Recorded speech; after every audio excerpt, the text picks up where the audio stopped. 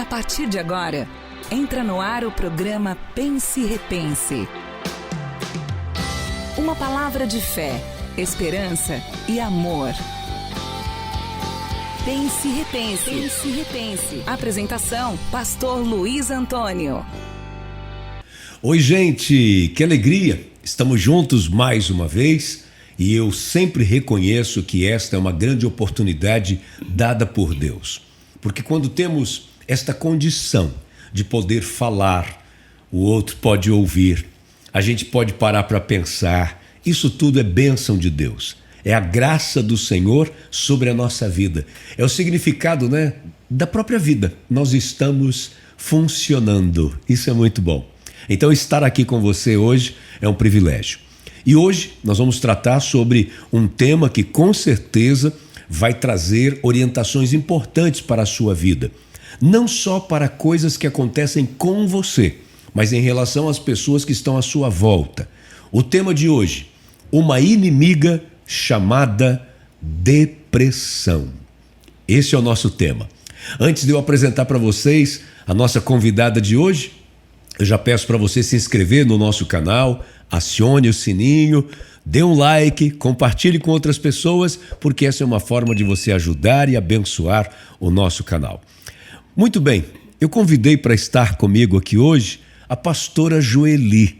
A pastora Joeli, que além de pastora, é também psicóloga. E é um prazer tê-la conosco. Joeli, seja bem-vinda ao Pense e Repense. Muito obrigada, pastor. É uma honra, uma alegria poder estar aqui, contribuindo com um assunto muito importante, que é uma temática que hoje envolve todo mundo, né? É verdade. Às vezes envolve só aquele indivíduo, mas se aquele indivíduo está adoecido, as pessoas ao redor também sofrem. Então, que tema importante, nós temos muito a conversar. Com certeza, com certeza. Eu agradeço você ter tirado um pouco do seu tempo para estar aqui, porque eu sei que você acaba tendo que organizar muito bem o seu tempo para poder dar conta de tudo aquilo que o Senhor colocou nas tuas mãos. Eu até gostaria, antes da gente entrar no tema, de falar um pouquinho sobre isso. Como é que é o fato de você ser psicóloga, que na verdade primeiro você é uma psicóloga, e aí depois você aceita um chamado de Deus também para ser uma pastora? Como é que você consegue trabalhar essas duas coisas? Porque para algumas pessoas isso pode parecer assim impossível. Não, um psicólogo e ao mesmo tempo questão de teologia junto com isso não andam juntos, não combinam. E aí, como é que é isso para você? Eu digo que fé e ciência tem que andar junto. Certo. Até porque a fé, ela é base para todo ser humano. Precisamos acreditar em algo, em alguém.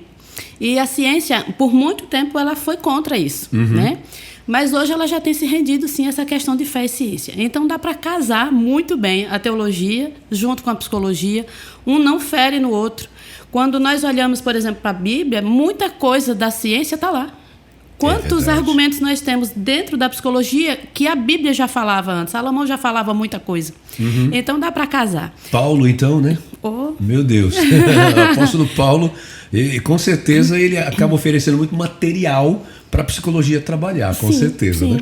E aí dá para a gente fazer essa junção, né? Fazer esse trabalho de atender no consultório, pregar a palavra de Deus na igreja, cuidar de pessoas em âmbitos diferentes, porque eu cuido da saúde emocional dentro do meu escritório, dentro do meu consultório, mas eu também cuido da vida espiritual dentro da igreja. E, em alguns momentos, isso acaba se fundindo, isso acaba se misturando, porque uma coisa interfere na outra. Quando a nossa saúde emocional não vai bem, a nossa vida espiritual sofre com isso. A mesma coisa acontece quando a nossa vida espiritual não está bem, o nosso emocional sofre. E aí o corpo sente, né? Porque somatiza tudo. Então uma coisa está junto com a outra. E dá para conciliar, fazendo uma boa agenda, separando o tempo, organizando, dá para dar conta de tudo, sim. É interessante. Eu me lembro que há um bom tempo atrás, a Organização Mundial da Saúde, ao tratar sobre definição de saúde, ela mudou um pouco do seu conceito, né? E antigamente era apenas uma pessoa que estava assim ausente de doenças, e essa pessoa, se ela pudesse realizar coisas, ela já era uma pessoa considerada saudável. Sim. E hoje não, conseguiram elaborar um pouco mais a resposta para isso, e agora consideram um conjunto de fatores para a pessoa se considerar saudável. É o bem-estar, essa pessoa tem que estar bem de verdade. E como uma pessoa está bem de verdade se ela não estiver bem espiritualmente, né? Então realmente não tem como tirar a coisa espiritual de qualquer outro assunto. E uma outra coisa que me chama a atenção é que quando a gente estuda um pouquinho sobre o início da psicologia, a psicologia foi tão marginalizada entre as demais ciências já existentes da época, né? Uma resistência para que aceitassem a psicologia, porque eu achei interessante que você já logo entrou falando sobre ciência. E isso era difícil, não aceitavam a psicologia como ciência. E hoje, não é que a gente às vezes acaba percebendo alguns psicólogos também rejeitando alguns pensamentos novos? Aí eu fico olhando e pensando, puxa vida, já foram tão rejeitados no começo e agora estão querendo pagar na mesma moeda. Verdade. Então, eu fico feliz quando a gente consegue perceber essa liberdade de juntar assuntos, de juntar temas, de juntar a ciência, que a própria palavra de Deus já falava sobre tanta coisa que hoje a gente senta numa cadeira de faculdade para aprender e a Bíblia já estava ensinando sobre aquilo, né? É verdade. Que bom que você está conseguindo fazer essa conciliação. Sim, em alguns momentos dá para olhar, a gente já lê a Bíblia dizendo assim, olha, tem psicologia aqui, tem emoção aqui. É verdade. Olha, isso aqui fazia parte da psique humana, que antes muita gente nem notava, mas a gente já olha, faz a leitura da Bíblia com um olhar diferenciado, já olhando, entendendo essa questão emocional. A alma estava presente desde sempre. Sim. Né? E aí, enquanto nós vamos vendo os personagens da Bíblia, nós vamos percebendo como eles sofreram, como a alma foi afetada e como também ela foi tratada. Porque há um tratamento, há uma cura que chega, um restaurar na vida dessa pessoa. E não é porque está na Bíblia que seria diferente, né? Eram seres humanos, passavam por lutas também, por dificuldades. Então, a gente vai linkando ciência e palavra de Deus e dá muito certo. Joeli, uma coisa que a gente precisa falar, a gente precisa tocar nesse ponto. Quando uma pessoa tem um problema de ordem emocional, tem um problema de ordem psicológica, ela acaba tendo sempre uma resistência muito grande para procurar ajuda. Verdade. Não é? Isso continua acontecendo? Ainda continua. Apesar de nós sermos, por exemplo, o Brasil ele é considerado hoje o país com mais casos de ansiedade e depressão da América Latina. Esse é um dado que é alarmante para nós. Sim. Isso é muito grave. Mas mesmo assim, aqui no Brasil, principalmente no Nordeste, nós temos muita resistência. Por quê? A ideia é, eu não sou louco. Geralmente é isso que se fala, Esse né? é o primeiro embate. Ei, você precisa ir a um psicólogo. Não, eu não sou doido. Eu não sou doido, eu não preciso disso, né? E eu sempre digo que o louco, ele não vai para o psicólogo.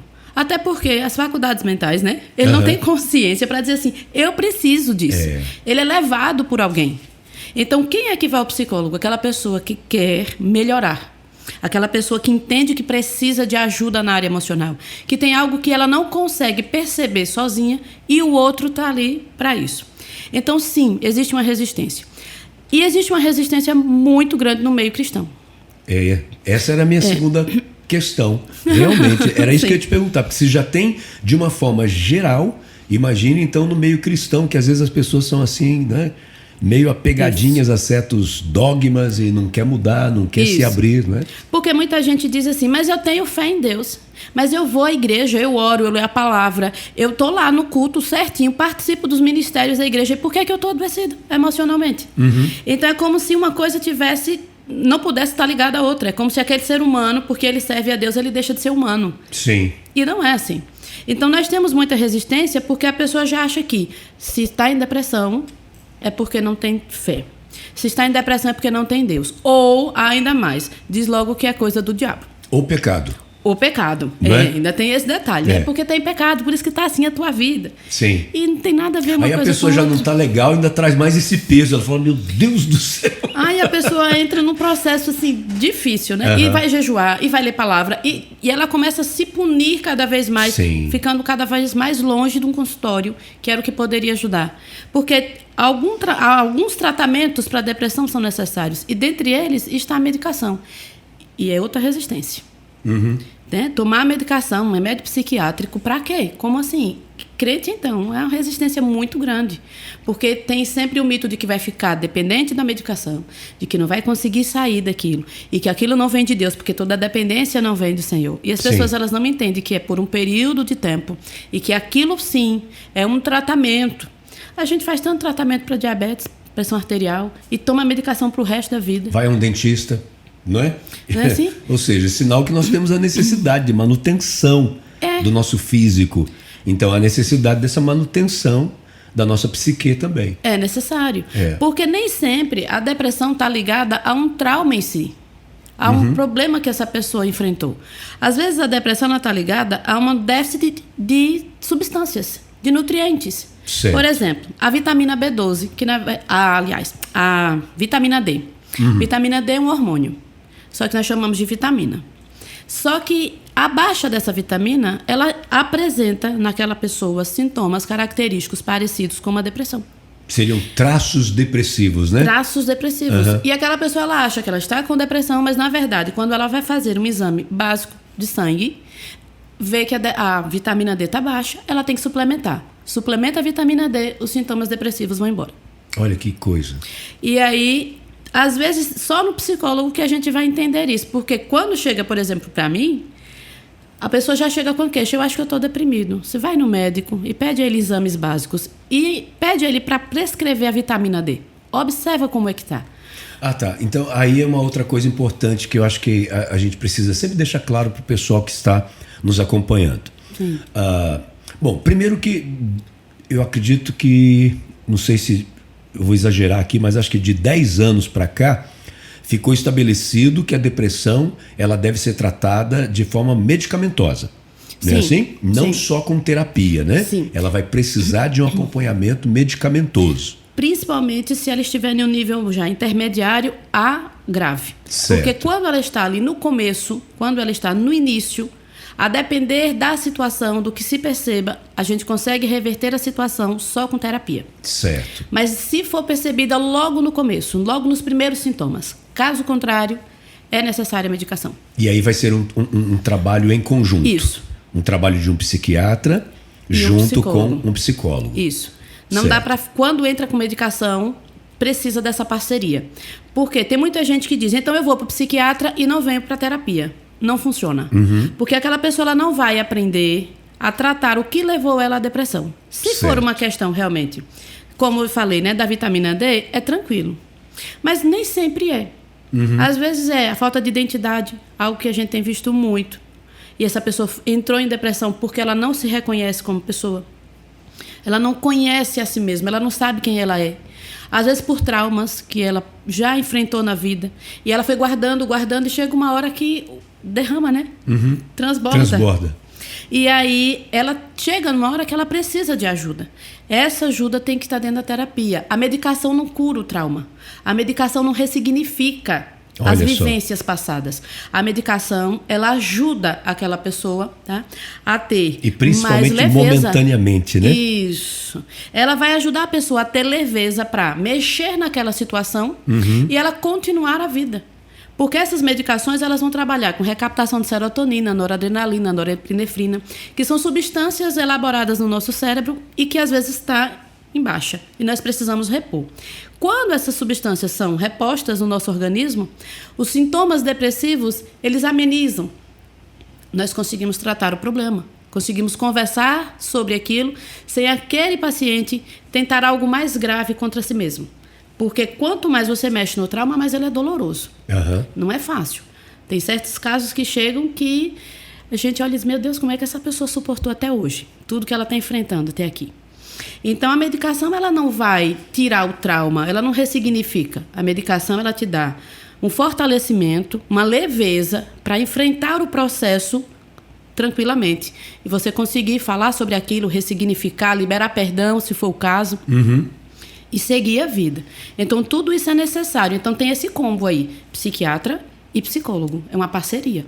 Joeli, é coerente, então, a gente dizer que também a própria terapia vai ajudar a despertar a tal da famosa farmácia que tem dentro da gente, que vai liberar essas substâncias também além do próprio medicamento? Sim, porque a pessoa ela vai se descobrir. O que é que a terapia faz? Ela promove autoconhecimento. Pronto. Tem muita gente forte por aí que não se percebe assim. Se acha incapaz, e aí vem as crenças, né? Eu não sou capaz, eu não consigo, eu sou frágil. E essa pessoa ela não consegue enfrentar a vida porque ela tem uma visão errada de si mesma. Eu não mereço. Eu não mereço, isso não é pra mim. Né? A vida toda ela sofreu porque as pessoas falavam pra ela dizendo o quê? Você não vai dar pra nada, você não vai dar certo na vida. Então essa pessoa ela cresce com esses traumas, porque não deixa de ser um trauma na emoção dela. Essas são as chamadas crenças limitantes? Sim. Que dentro da psicologia nós chamamos de crenças nucleares ou crenças centrais. Ficou mais chique. Hein, Luzana? Né? A gente está sempre tratando sobre crenças limitantes. Essa daí ficou mais pesada, rapaz. Crenças nucleares, tá vendo? Isso, ou crenças centrais. Que é como a pessoa se vê. Toda vez que eu digo eu sou, é uma crença central. Então, se eu digo assim, eu sou incapaz, é uma crença central. Eu me vejo dessa maneira. Assim como o homem se imagina, assim ele é. Salomão diz assim, né? Então, eu imagino dessa maneira. Essa pessoa que se vê incapaz, ela não consegue sair de uma depressão porque ela se vê incapaz. Dentro do processo terapêutico, a gente consegue ressignificar essa crença. Mostrar para ela que ela tem capacidade. Então, ela vai começar a descobrir que ela tem força. Que ela consegue sair daquela situação. Que aquilo que falaram para ela não é quem realmente ela é. Porque ninguém sabe quem nós somos, a não ser aquele que nos fez. Exato. Então, nós precisamos trabalhar essa identidade. O eu sou, quem eu sou, para que essa pessoa consiga enfrentar todas as adversidades que ela está passando naquele momento por conta da depressão. Como é que a gente pode definir a depressão? O que é depressão? A depressão é um estado de humor que interfere na vida do ser humano. E quando nós fechamos depressão, essa pessoa ela tem um humor deprimido e ela tem anedonia, que é o que nós chamamos da falta de prazer para fazer as coisas básicas do dia a dia. Ele é um transtorno de humor. Então, o humor dessa pessoa ela fica embotado. Ele fica... É como se a gente tivesse assim, é para baixo. Tá? Ela está triste, é uma tristeza que ela não entende por quê, porque muitas vezes não se sabe, chega na terapia dizendo assim, eu estou em depressão, mas eu não sei qual é a causa. O psicólogo ajuda a entender esse processo, a fazer esse caminho. E essa pessoa ela chega numa tristeza profunda que tudo que parecia ter alegria, hoje não tem mais. O mundo dela fica cinza, não tem cor. Então aquilo que ela tinha prazer em fazer, eu tinha prazer de ir na igreja, ela perde. Eu tinha de prazer sair com os amigos, isso não existe. De fazer coisas básicas dentro de casa, arrumar a casa. Tomar um banho. Ela perde isso. De brincar com o bichinho de estimação que ela tem, com o pet em casa. Isso era para ela prazeroso, agora já não é mais. Ela perdeu isso. Então, quando nós olhamos para a depressão, é um transtorno de humor que afeta literalmente o humor. Aquela pessoa ela tem um humor entristecido. Tá para baixo. Como a gente fala no popular, é isso. E ela perde interesse pelas coisas básicas do dia a dia. E isso tem níveis, né? Tem. Geralmente, esses dois se apresentam no início de uma depressão. Certo. Depois, eles vão apresentando outros sintomas. Né? Até chegar nos níveis mais graves, que é quando a pessoa ela pensa em tirar a própria vida ou ela vai de encontro a si mesma.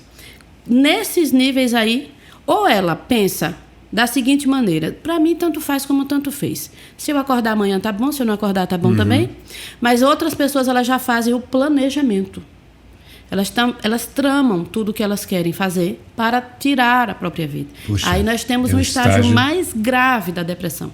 Por isso que com depressão a gente não brinca. Nos primeiros sinais a gente já busca ajuda, porque isso pode evoluir muito rápido. E se ela não tiver uma rede de apoio, tá? Para dar esse suporte, esses sintomas crescem. E infelizmente pode acontecer de ter muita gente por perto dela que não entende o que ela está vivendo, vai dizer que é frescura. Que é preguiça. Como diz lá em Alagoas, aprendi isso recentemente, pantim. Diz que é pantim. Significa né, essa frescura. A pessoa está cheia de coisa. E aí é terrível, porque quem está por perto, que poderia incentivá-la a buscar ajuda, vai tentar dizer que aquilo ali não é nada. E é sim, né? E é sério. É uma doença, é um adoecimento e é grave, precisa ser tratado. Quando nós olhamos, por exemplo, para o índice de jovens cometendo suicídio, é altíssimo. É a segunda maior causa de morte entre jovens. É a questão da depressão que leva ao suicídio. Não quer dizer que quem tem depressão vai tentar contra a própria vida. Mas é uma possibilidade. É uma possibilidade. Então, nós precisamos tratar disso o quanto antes. Primeiro sinal que nós percebemos. Sabe como é que a gente percebe? Ele se isola. Quem tem depressão fica isolado. Ele sai do convívio das pessoas.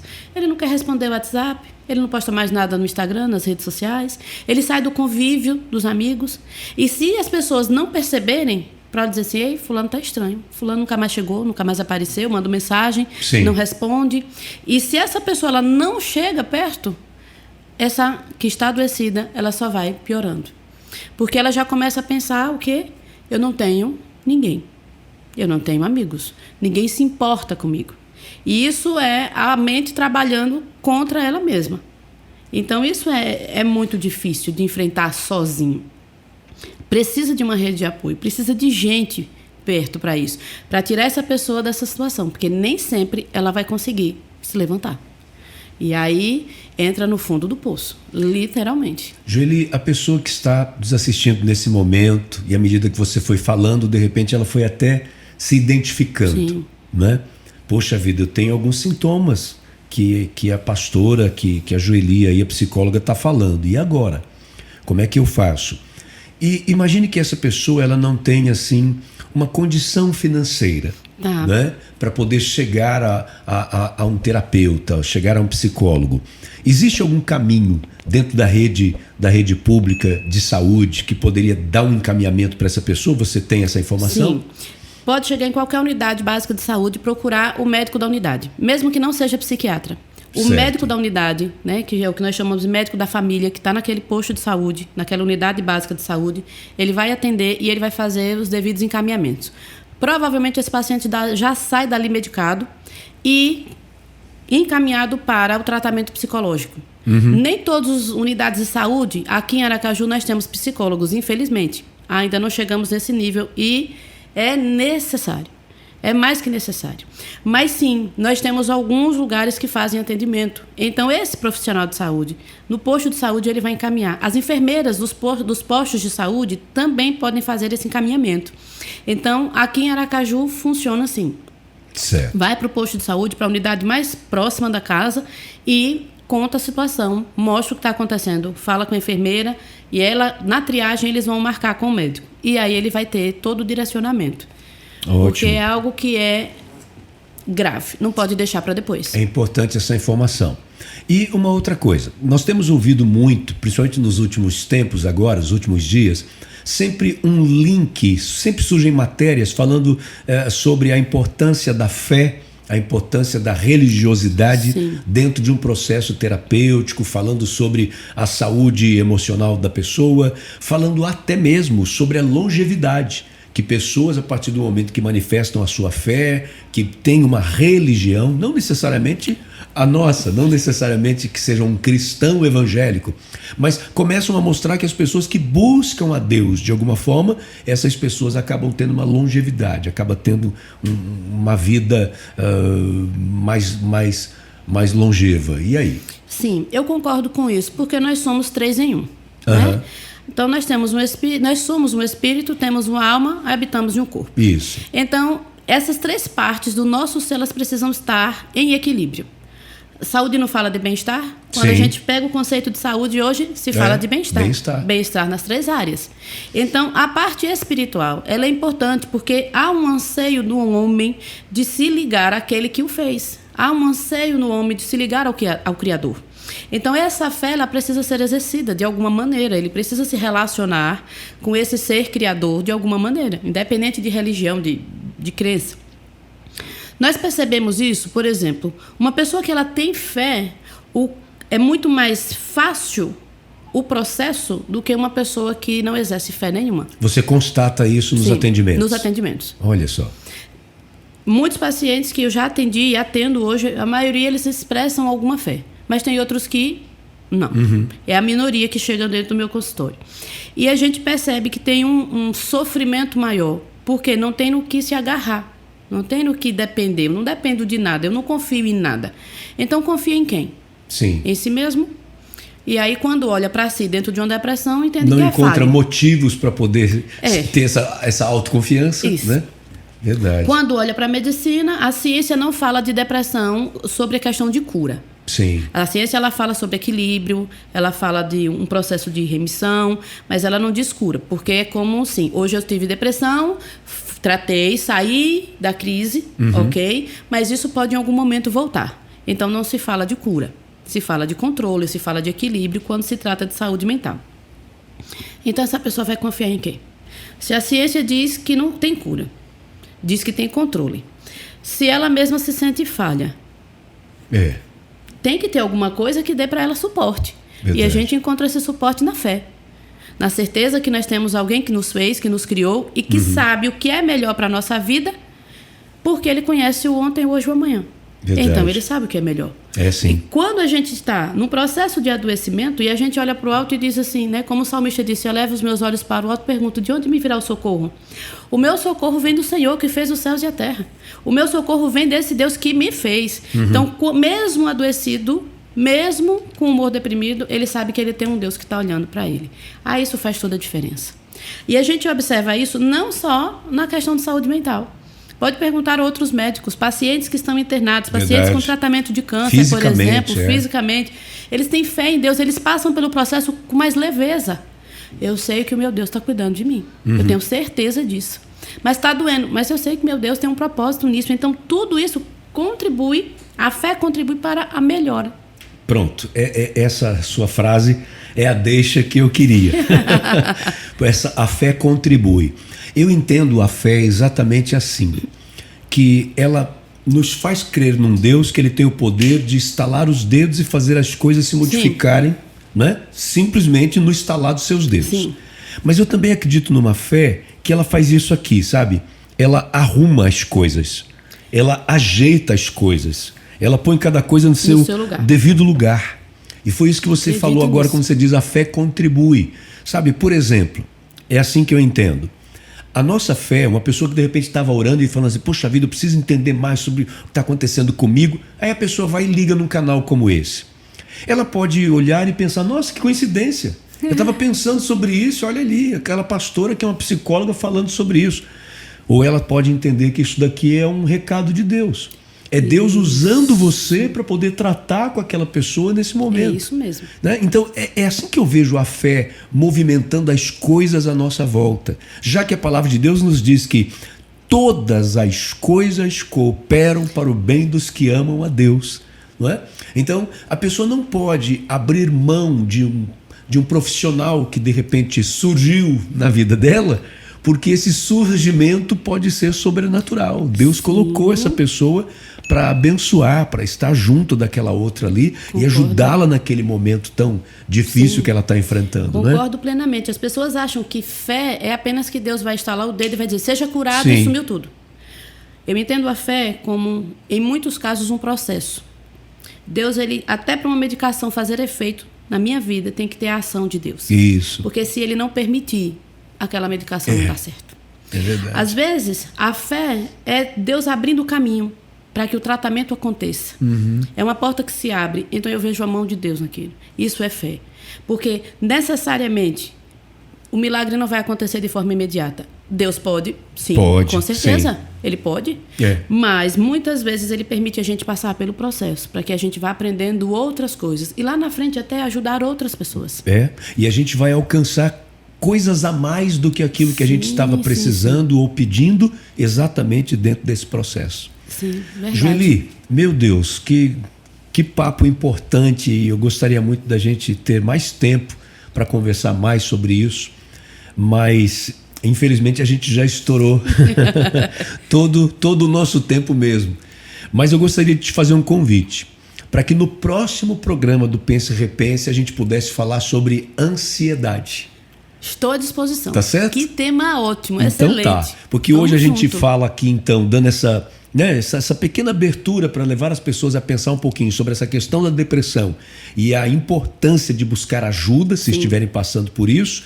E no próximo programa a gente vai falar sobre ansiedade, tá? Combinado. Amém. Muito obrigada. Eu que te agradeço. Agora um detalhe, eu não posso encerrar esse programa sem ter aqui um momento muito especial de oração por você. Eu não sei o que está lhe acontecendo, não sei pelo que você está passando, mas Deus sabe. E Ele pode fazer com que as coisas mudem para você, no sentido de colocar alguém no seu caminho, ou até aquilo que a gente falou de estalar os dedos e fazer tudo acontecer. Ele é Deus e não precisa ser ensinado a ser Deus. Ele é muito bom naquilo que Ele faz. Ele é perfeito. Então vamos orar e crer que Ele pode fazer alguma coisa de muito especial nessa hora. Meu Deus e meu Pai, quantas pessoas, ó Deus, que estão vivendo situações onde as situações se tornam mais graves ainda pelo fato dela não conseguir entender o que está acontecendo com ela, pelo fato dela não conseguir perceber de fato a desarrumação que está na sua mente, no seu coração, nas suas emoções.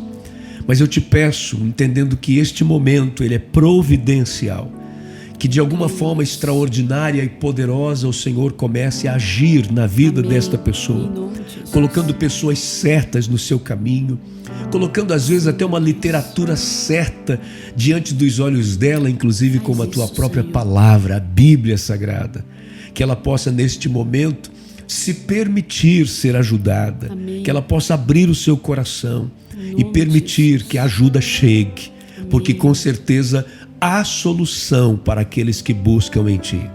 Então nesta hora, Pai, passe a Tua mão poderosa, afagando a cabeça dessa pessoa agora, colocando-a no colo, que ela possa se sentir desta forma, protegida, guardada, sustentada por Ti. Em nome de Jesus. Eu também, pela fé, repreendo todo tipo de pensamento negativo, ruim, pensamentos que a pessoa está tendo de tentar contra a própria vida. Anulamos esses pensamentos agora e pedimos a manifestação da Tua graça. Eu te peço, Pai, em nome de Jesus, e por crer em Ti, eu já te agradeço. Amém, amém. E amém. Graças a Deus, graças a Deus. Joeli, muito obrigado, Deus abençoe. Então estaremos juntos no próximo programa. Sim, muito obrigada. Amém. Que Deus abençoe. Amém. Tchau, gente. Deus abençoe e até a próxima oportunidade, se Deus disser que sim. Até lá, em nome do Senhor Jesus.